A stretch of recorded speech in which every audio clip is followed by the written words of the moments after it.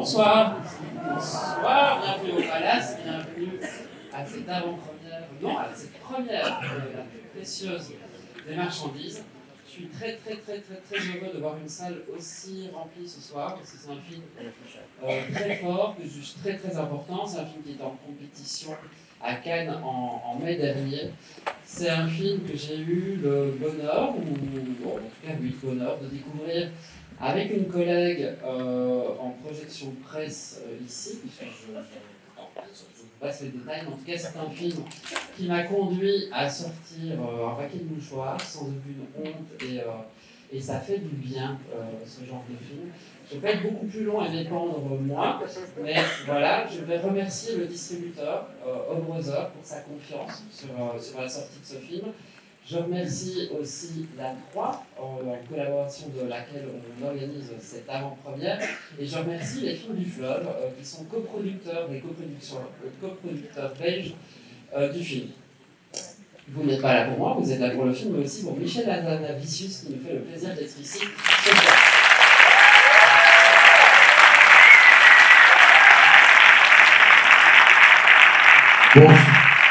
Bonsoir et merci. Merci beaucoup. Alors, on va faire un petit exercice qui est plutôt une longue introduction.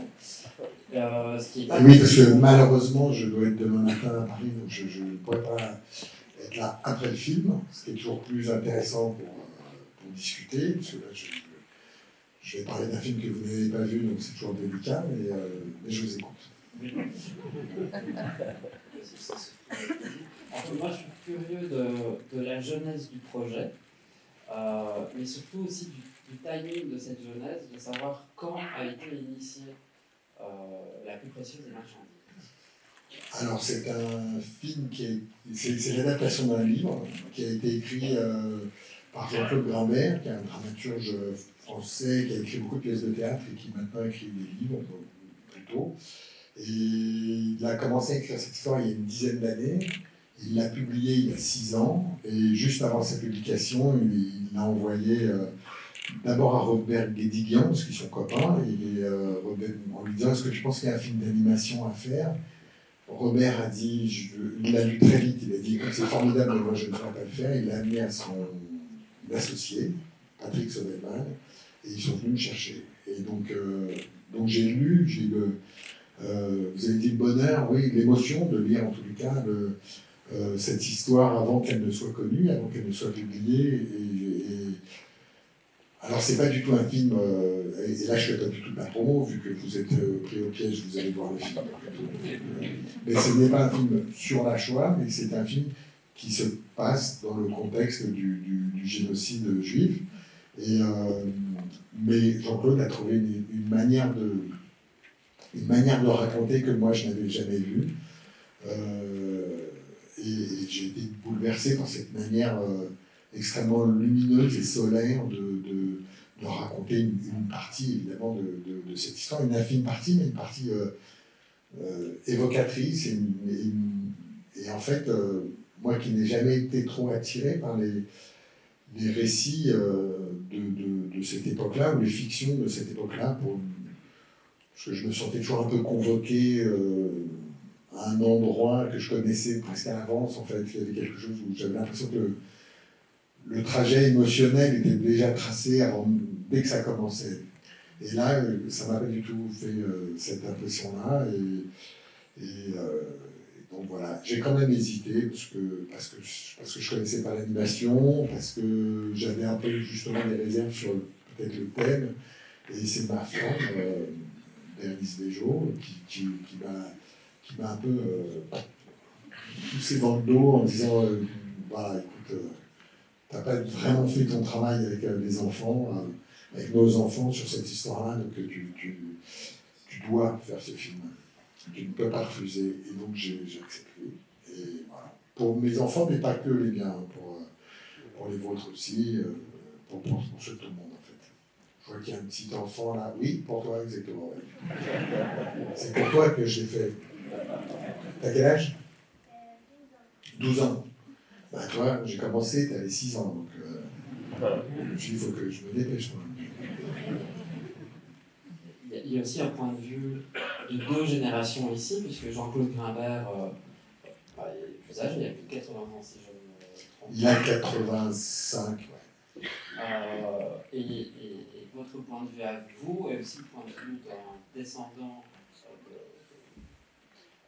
qui a connu la libération de la parole autour justement de cette Shoah.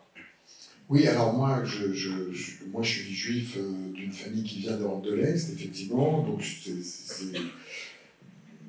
le génocide juif fait partie intégrante de notre structure familiale, je dirais. Et Jean-Claude, lui, est un enfant de déporté, orphelin, donc, et de père. Et donc, il se trouve que Jean-Claude est le meilleur ami de mes parents depuis qu'ils ont 15 ans. Donc ça fait 70 ans. Donc moi, j'ai toujours eu Jean-Claude dans ma vision, dans mon champ de vision, si vous voulez. Et effectivement, on s'est retrouvés sur ce film. Il y a l'écriture. D'abord, moi, j'ai vraiment considéré mon métier comme prolonger la parole de Jean-Claude, qui était une parole littéraire, la prolonger au cinéma. Il y a effectivement sa génération, il y a la mienne, mais il y a celle de ce jeune homme, là, jeune homme ou jeune fille? Jeune fille. Ah, mais je suis presque aveugle, excusez-moi. Et donc de cette jeune fille, c'est-à-dire que c'est un conte, ça a été écrit comme un conte, c'est un film d'animation, et la génération de Jean-Claude et la mienne s'adresse à sa génération, à elle. Et donc oui, il y a une affaire de transmission, même si ce n'est pas la motivation de départ en ce qui me concerne, mais oui, il y a une histoire de transmission, évidemment. L'animation, du coup, était là en amorce même du projet, donc d'entrée de jeu. Jean-Claude a toujours eu l'intuition qu'il fallait en faire un film d'animation. Moi, je vous avouerai que je n'aurais pas été avec des acteurs.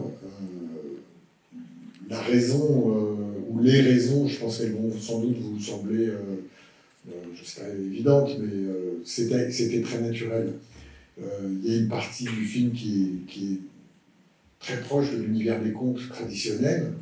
Pour ça, l'animation est, je dirais, une forme de récit ou un format de cinéma qui est le prolongement, si vous voulez, de l'univers des contes. Et puis, il y a des images plus compliquées de représentation d'un convoi de déportés, représentation des camps, puisque pour la première fois dans toute son écriture, Jean-Claude a ouvert les portes d'un wagon de déportés et les portes d'un camp, un camp d'extermination. Et donc, il a fallu mettre des images là-dessus. Et c'est vrai que l'animation comment dire, était l'outil sans doute le plus adapté, dans le sens où il permet d'essayer en tout cas d'être à la bonne distance de ce qu'on veut montrer, essayer de rendre supportable ce qui ne l'est pas, justement parce qu'il n'essaie pas de reconstituer le réel, parce qu'il réinvente le réel, donc c'est une image, c'est un réel transcendé, si vous voulez. Donc il y a la place pour créer une distance avec l'objet à montrer. Je terminerai bien sur le casting des voix, et puis sur la voix de Jean-Louis Trintignant. D'accord. Juste avant, parce que là, je vois qu'il y a un animateur qui est là, Élie, qui est là, mais il y a aussi d'autres gens qui ont travaillé, parce que beaucoup de choses ont été faites ici en Belgique. Donc, voilà, bien sûr, il y a Damien qui est là aussi, voilà. Donc peut-être les gens qui ont travaillé sur le film, si vous pouviez juste vous lever, et vous pouvez peut-être vous applaudir, puisque vous êtes là.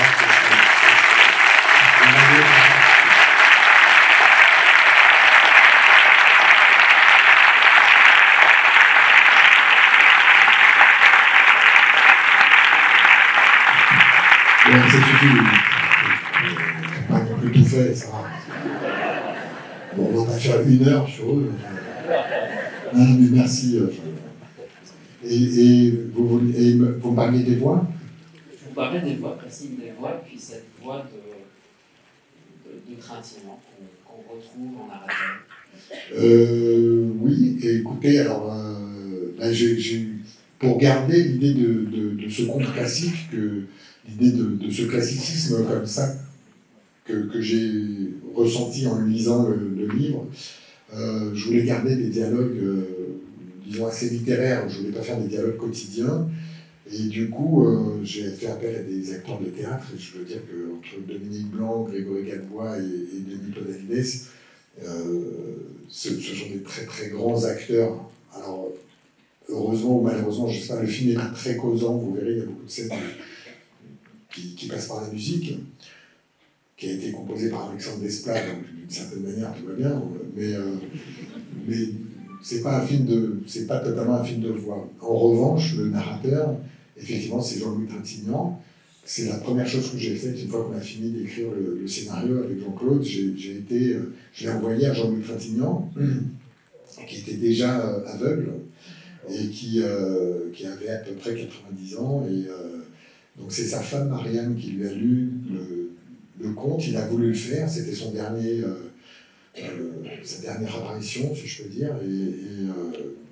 Il a aimé faire ce film. Moi, j'ai adoré rencontrer cet homme. L'enregistrement était un moment très, très émouvant. Et pendant toute la fabrication, j'avais dans mon téléphone, j'avais sa voix qu'on écoutait, que je faisais écouter régulièrement à certains collaborateurs. Et voilà, il l'a appris par cœur, vu qu'il ne pouvait pas lire. Et c'est vrai qu'aujourd'hui, d'entendre sa voix, de là où il est, il y a quelque chose peut-être pas surnaturel, mais c'est comme un fantôme en fait qui rentre dans la salle. Donc oui, c'est très touchant d'écouter la voix de Jean-Louis Trintignant. Merci. Et du coup, on va vous laisser vous plonger dans le film. Je vous remercie. Merci beaucoup et bonne projection.